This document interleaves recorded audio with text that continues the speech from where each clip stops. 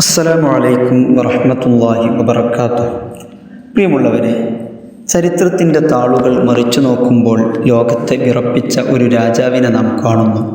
Nile നദിയുടെ തീരങ്ങളിൽ കൊട്ടാരങ്ങൾ പണിതു, ലക്ഷക്കണക്കിന് ജനങ്ങളെ അടിമകളാക്കി ഭരിച്ചു.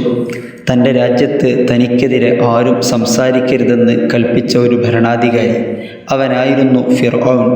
അവൻ്റെ അഹങ്കാരം അതിരുകടന്നപ്പോൾ അവൻ വിളിച്ചു പറഞ്ഞു, അന റബ്ബുക്കുമുൽ അഅ്ല, ഞാനാണ് നിങ്ങളുടെ ഏറ്റവും വലിയ രക്ഷിതാവ്. സൂറത്തുൻ നാസിആത്ത് 24-ാമത്തെ ആയത്തിൽ കാണാം. സമ്പത്തും അധികാരവും സൈന്യവും എല്ലാം അവനുണ്ടായിരുന്നു. എന്നാൽ അഹങ്കാരം അവൻ്റെ കണ്ണുകൾ മൂടിക്കെട്ടി. ഒടുവിൽ ചെങ്കടലിൻ്റെ തീരത്ത് അവൻ്റെ സൈന്യവും സാമ്രാജ്യവും തകർന്നു. ജീവൻ രക്ഷിക്കാൻ അവസാന നിമിഷം വിശ്വസിക്കാൻ ശ്രമിച്ചെങ്കിലും അത് സ്വീകരിക്കപ്പെട്ടില്ല. ഇന്നും അവൻ്റെ ഭൗതിക ശരീരം ലോകത്തിന് ഒരു വലിയ പാഠമായി അവശേഷിക്കുന്നു. അതുകൊണ്ടാണ് അഹങ്കാരം മനുഷ്യനെ ഉയർത്തുന്ന സ്വഭാവമല്ല, മറിച്ച് തകർക്കുന്ന ദുർഗുണമാണെന്ന് ചരിത്രം നമ്മെ പഠിപ്പിക്കുന്നത്. പ്രിയമുള്ളവരെ, പരിശുദ്ധ ഖുർആനിൽ അല്ലാഹു സുബ്ഹാനഹു വ തആല വളരെ വ്യക്തമായി പറയുന്നു, ഇന്നഹു ലാ യുഹിബ്ബുൽ മുസ്തക്ബിരീൻ, തീർച്ചയായും അള്ളാഹു അഹങ്കാരികളെ ഇഷ്ടപ്പെടുകയില്ല. സൂറത്തുൻ നഹ്ൽ 23-ാമത്തെ ആയത്തിൽ കാണാം. എത്ര ഭയപ്പെടുത്തുന്ന പ്രഖ്യാപനമാണിത്! ഒരു വിശ്വാസിക്ക് അള്ളാഹുവിൻ്റെ സ്നേഹം നഷ്ടപ്പെടുന്നതിനേക്കാൾ വലിയ നഷ്ടമുണ്ട്. അതുകൊണ്ട് ഹൃദയത്തിലേക്ക് അഹങ്കാരം കടന്നു വരാതിരിക്കാൻ നാം അതീവ ജാഗ്രത പാലിക്കണം. പ്രിയമുള്ളവരെ, അഹങ്കാരം എന്താണ്?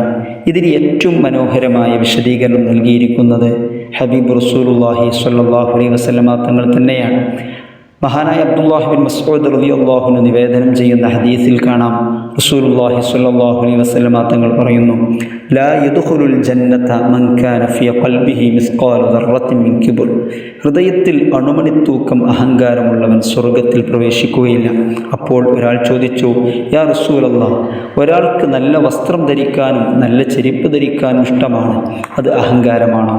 അപ്പോൾ നബി സല്ലല്ലാഹു അലൈഹി വസല്ലമ തങ്ങൾ പറഞ്ഞു, ഇന്നല്ലാഹ ജമീലുൻ യുഹിബ്ബുൽ ജമാൽ അൽ കിബ്റു ബതറുൽ ഹഖ് വ ഗംതുൻ നാസ്, തീർച്ചയായും അല്ലാഹു സുബ്ഹാനഹു വ തആല സുന്ദരനാണ്, അവൻ സൗന്ദര്യത്തെ ഇഷ്ടപ്പെടുന്നു. അഹങ്കാരം എന്നാൽ സത്യത്തെ തള്ളിക്കളയുകയും മനുഷ്യരെ നിസ്സാരരായി കാണുകയും ചെയ്യുന്നതാണ്. സ്വഹീഹ് മുസ്ലിമിൽ ഉദ്ധരിക്കപ്പെട്ട ഹദീസാണിത്.